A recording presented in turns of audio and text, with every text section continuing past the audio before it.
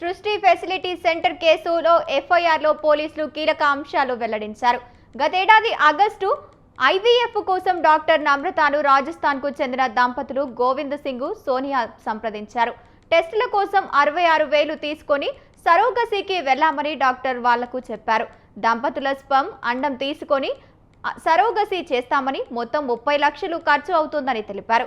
15 లక్షల నగదు, మరో 15 లక్షలకు చెక్కు ఇవ్వాలని ఒప్పందం చేసుకున్నారు. ఈ క్రమంలోనే గతేడాది ఆగస్టులో 5 లక్షలు నమ్రత ఖాతాలో దంపతులు బదిలీ చేశారు. సెప్టెంబర్లో నిర్వహించిన విశాఖలో దంపతులు పిలిచి స్పర్మ్ అండం సేకరించారు.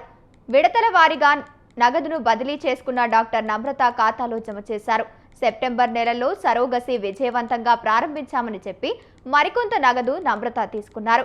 ఈ ఏడాది మే నెలలో మొత్తం నగదును బదిలీ చెల్లించారు. ఒప్పందం ప్రకారం బాధితులు DNA పరీక్షలు చేయాలని కోరారు. ఇందుకు డాక్టర్ నమ్రత నిరాకరించారు. సరోగసికి అంగీకరించిన మహిళా భర్త 3.5 లక్షలు డిమాండ్ చేస్తున్నాడని చెప్పడంతో 2.50 లక్షలు బాధితులు చెల్లించారు. నగదు చెల్లించిన తర్వాత విశాఖపట్నంలోని డాక్టర్ కళ్యాణి బిడ్డకు చూపించారు.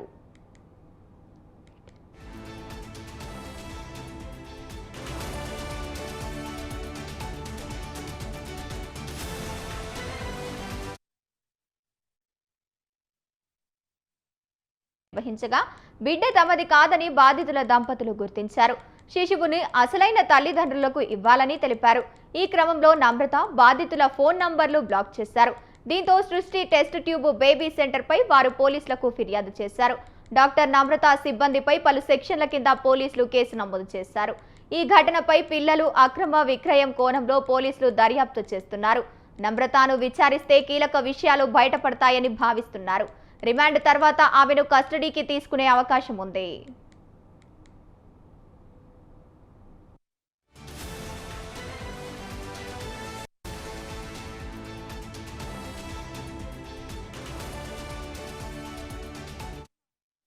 పై మరింత సమాచారాన్ని మా కరెస్పాండెంట్ ఉషా ఫోన్ ఇన్ ద్వారా అందిస్తారు.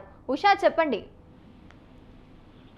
సికింద్రాబాద్ లో సంచలనం సృష్టించినటువంటి సృష్టి టెస్ట్ ట్యూబ్ బేబీ సెంటర్ లో దాదాపుగా 7 గడుస్తున్నా గానీ పిల్లలు కలగకపోవడంతో దంపతులు ఇద్దరు డాక్టర్ల దగ్గరికి వచ్చారు.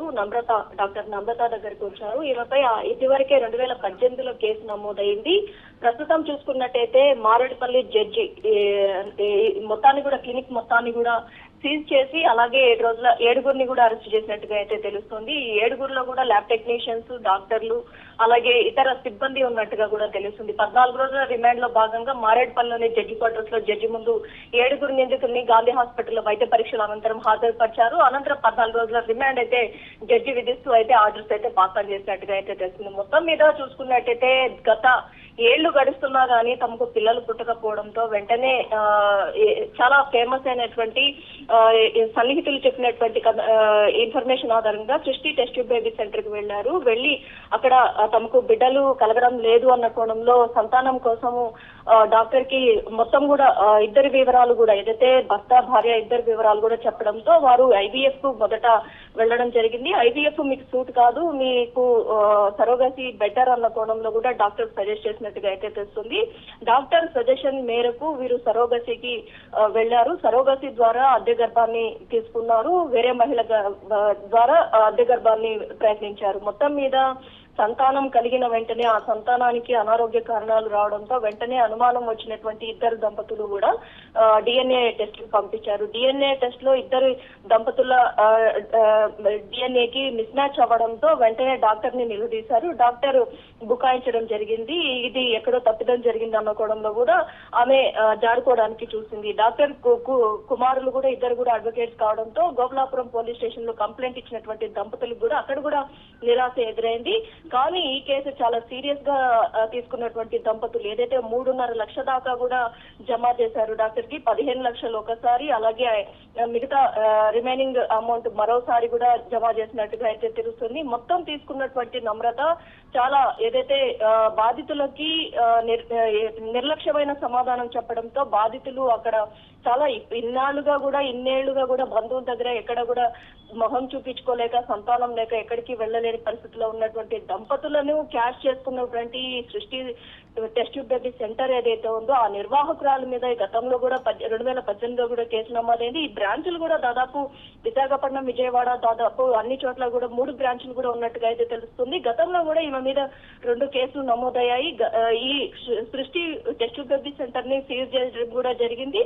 తాజాగా చూసుకున్నట్టయితే ఈ వివరాలు ఏదైతే దంపతుల దగ్గర తీసుకున్నటువంటి స్పెర్మ్ కౌంట్ ఏదైతే ఉందో దీనికి సంబంధించి కూడా అహ్మదాబాద్ నుంచి కూడా భారీగా అడ్డా ఏదైతే అహ్మదాబాద్ కు ఇక్కడ నుంచి కూడా స్పెర్మ్ కౌంట్ చేసినటువంటి వాటిని కూడా తరలిస్తున్నట్టుగా అయితే తెలుస్తుంది. ఒక్కొక్క స్పెర్మ్ కి దాదాపు 4,000 దాకా కూడా కలెక్ట్ చేస్తున్నట్టుగా వీరి నుంచి గోపాలపురం పోలీసులు అయితే ఏదైతే దర్యాప్తులో భాగంగా అక్కడ సోదాల్లో భాగంగా కూడా కనుగొనడం జరిగింది. మొత్తం మీద ఇది మెడికల్ మాఫియా సంతానం లేని దంపతుల్ని క్యాచ్ చేసుకోవడమే కాకుండా అటు పేదరికంలో ఉన్నటువంటి మహిళలు, అటు యూపీ నుంచి బీహార్, నార్త్ నుంచి వచ్చేటటువంటి మహిళలు ఎవరైతే ఉన్నారో వారి పిల్లల్ని కూడా పిల్లల విక్రయాలు కూడా చేసి ధనార్జన పొందుతున్నట్టుగా అయితే తెలుస్తుంది. కాబట్టి మొత్తం మీద పలు సెక్షన్ల మీద కేసు నమోదు చేసి ఈ క్లినిక్ కి సంబంధించి కూడా మరికొద్ది రోజుల్లో కూడా సీజ్ చేసే అవకాశం ఉన్నట్టుగా అయితే తెలుస్తుంది. కేసులకి సంబంధించి ఏదైతే ఇప్పటికే 14 రోజులు రిమాండ్ విధించినటువంటి జడ్జి అనంతరం ఈమెని కస్టడీకి తీసుకొని పూర్తి స్థాయిలో అయితే దర్యాప్తు చేసే అవకాశం ఉన్నట్టుగా అయితే తెలుస్తుంది. బాధితులకి ఎక్కడా కూడా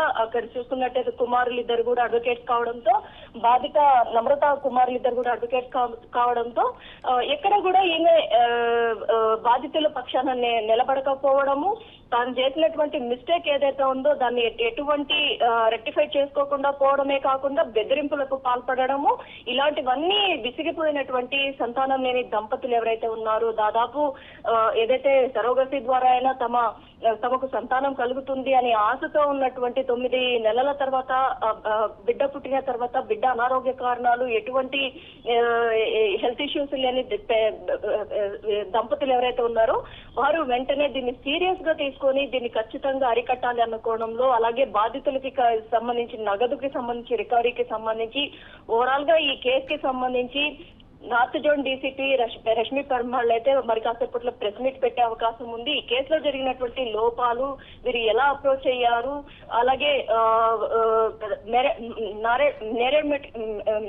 మారేడుపల్లికి సంబంధించినటువంటి ఈ క్లినిక్ కి సంబంధించి ఇంకా ఎన్ని బ్రాంచ్లు ఉన్నాయి, గతంలో ఎవరైనా ఇలాంటి బాధితులే ఉన్నారో అన్న కోణంలో పూర్తి స్థాయిలో దర్యాప్తు చేయాలి అంటే ఖచ్చితంగా కస్టడీకి నమ్రత అండ్ టీం ఎవరైతే ఉన్నారో వీరిని కస్టడీకి తీసుకునే అవకాశం ఉంది. మరి కాసేపట్లో ఈ అంశానికి సంబంధించి ఈ టెస్ట్ బేబీ రాకెట్ ఏదైతే ఉందో దీనికి సంబంధించి కూడా పూర్తి స్థాయిలో మీడియా ముఖంగా కూడా వివరించే అవకాశం ఉన్నట్టుగా అయితే తెలుస్తుంది.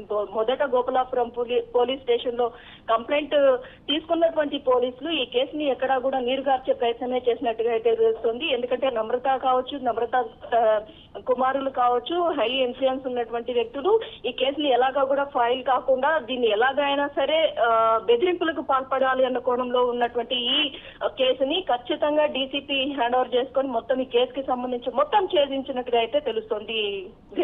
Right, thank you Usha.